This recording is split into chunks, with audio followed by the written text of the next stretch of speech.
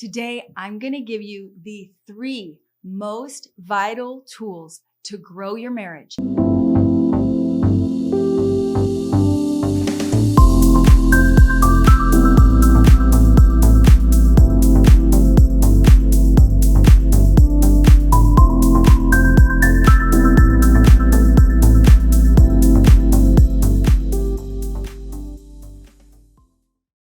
These tools, these 3 areas of focus, I'm encouraging you to create as lifelong habits. If you implement these 3 key areas of focus, your marriage will grow consistently and continually. And let's think about it.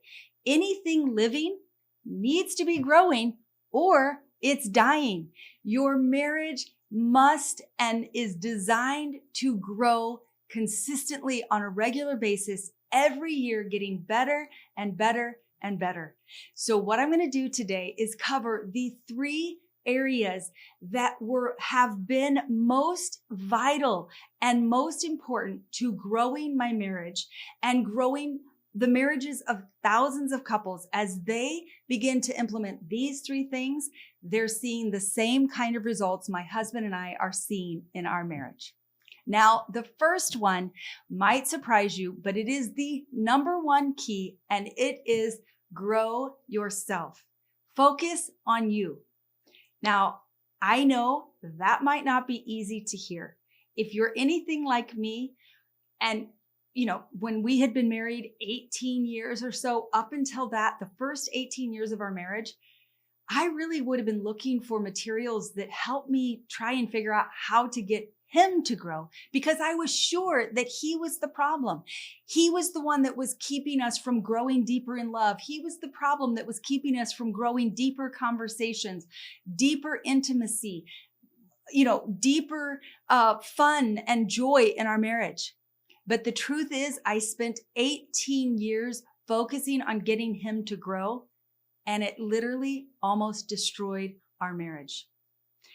What I began to learn through that is that I am the most vital asset to the marriage that I long for. The relationship I have with myself sets the tone for every other relationship that I have. In that beginning part of our marriage, or the first, 20 years of our marriage, I was highly critical of myself. I was highly judgmental, very serious, wanted to be perfect. All of these things that were making life inside of here pretty miserable. The truth is, my marriage was mirroring back to me my relationship with myself. As I saw myself that way, that's exactly how I treated my husband.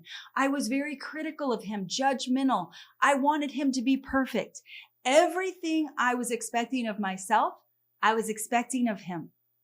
As I began to grow my relationship with myself, develop and grow my emotional maturity, my intellectual conversations with myself, my self-talk grew character traits like empathy and honesty and curiosity. The more I began to grow those things, the more that's how I engaged with my husband, the more empathy I had for him, the more curiosity I had with him, the more compassion I had for him.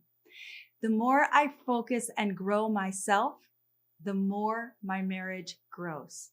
It is a beautiful thing. I look at it now as though we're neighbors. He and I are in this marriage together. Our marriage is the neighborhood we live in. And he and I are next door neighbors. I have my yard and he has his. And while for the first 20 years of my marriage, I stood at the fence looking in his backyard, telling him what he needed to change, tell him what wasn't working for me. Now I focus on my backyard and do the work of pulling out this weed and this thing that's not working. And the more beautiful I make my backyard, the more beautiful my neighborhood is, the more beautiful we can work together and partner together in becoming who we want to be. Now, the second most important part of growing a marriage is what I call weekly play and chat times. My husband and I fell in love playing and chatting.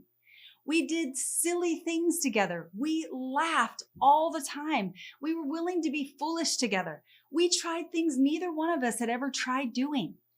And dating was magical. And then we got married, and I just assumed that marriage was automatically going to be magical. But the truth is, we got busy. We got focused on growing our careers. We got focused on up-leveling our life and saving money to get a house and, figuring out how to live this adult life. And as life got more serious, we grew more and more disconnected. We grew more and more boring. We became a boring couple.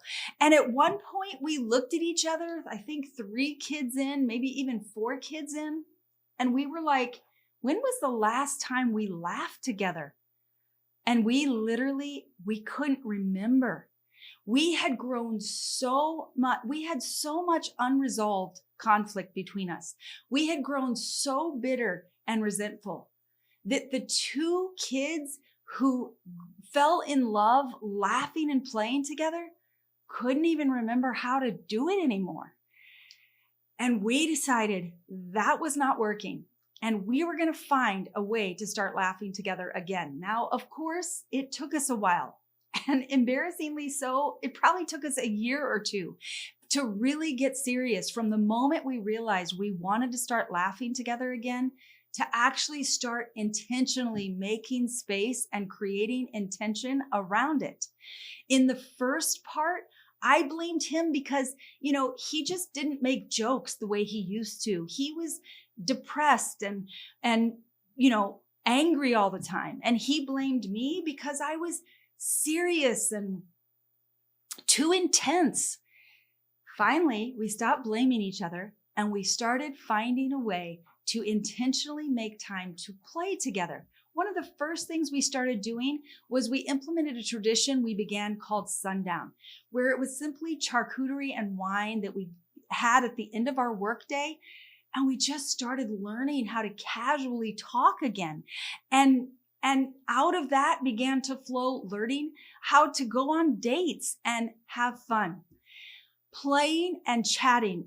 It's like a mattress. If you've ever slept, if you've been married long enough, you'll get to the point where your mattress begins to lose its cushion and you begin to feel the coils and you begin to feel the wooden slats underneath that mattress. It's like, life begins to get compressed and you wake up cranky and irritable because you're not getting good night sleeps. That's what play and chat time is. When we weren't doing play and chat, it was like life together got really compressed and little things that we would say and do were like these prickly things that we had no grace or compassion for each other to get through. But as we began to play and chat together, that mattress, that cushion between us began to get full and it began to get feathery and we could do things and we could say, hey, I missed it. Will you forgive me? And we could laugh at each other's angry moments. And it just began to get a lot easier to face the challenges of life together. And the third most vital tool has been gaining tools. Somehow we believed that we were just magically supposed to be good at this thing called marriage. But in all my years of coaching couples and working with couples, I've not found one spouse who was naturally good at being a good spouse. And it's funny, if Jeff and I wanted to become good chefs, when we wanted to become great photographers, when we wanted to become good at investing money, when we wanted to become good parents or great parents, we knew we needed to gain new tools. We knew we needed to practice. We knew we needed to discover what we didn't know. But somehow when we decided we wanted to be great spouses, we just thought we were magically supposed to be that. But the more tools that we have gained, the more we've discovered and learned how to face the tension in a conversation and break through it to deeper levels of connection, how to make united decisions where we both felt invested and committed to what we were going to be doing together, learning how to forgive, learning how to build trust, even when we'd broken it. All these things began to be the tools that we had needed from the very beginning that we didn't know. And I encourage you not to make the same mistake we did, where, if we would have gotten these tools in the beginning when we were madly in love, our marriage would have looked very different. We wouldn't have almost lost it 20 years in. The couples that join my program that are engaged or newly married or just starting parenting, my gosh, they avoid so many pitfalls. They avoid almost crashing and burning as a couple. These tools, growing yourself, committing to weekly play and chat time, gaining new tools, these are the things that have drastically changed our marriage, allow us to keep growing so our marriage keeps getting better and better. And they are making dramatic changes so fast. I have built a program that literally walks you step by step through all three of these things. And couples that come in and do them, they are blown away at how quickly they begin to grow and discover the marriage they always long for is waiting for them right in their marriage. I literally give you every single thing you need to know how to do the work in your backyard. I give you guided steps, even for weekly play and chat times. You're going to get 3 conversation starters if you don't remember how to chat together or you want to learn how to have new conversations. I'm going to give you ideas of how to play together that can quickly get you to laughing and enjoying time. And I'm going to give you all the tools that you need, that you can go at your own pace and you can consistently let yourself grow by gaining new tools. If you want more information on that program, you can find it in the link below. Most importantly, what I want to leave you with today is the beautiful gift that your marriage is. Think about it. When you feel disconnected from your spouse, life is just challenging. It's frustrating. The little things are big things. When you feel in love and deeply connected with your spouse, life is just great. It's beautiful. You can face the challenges together. When you commit to consistently growing your marriage by growing these 3 things in your marriage consistently, you can have a great marriage that makes life feel so rich, so beautiful, even when you face the hard things together.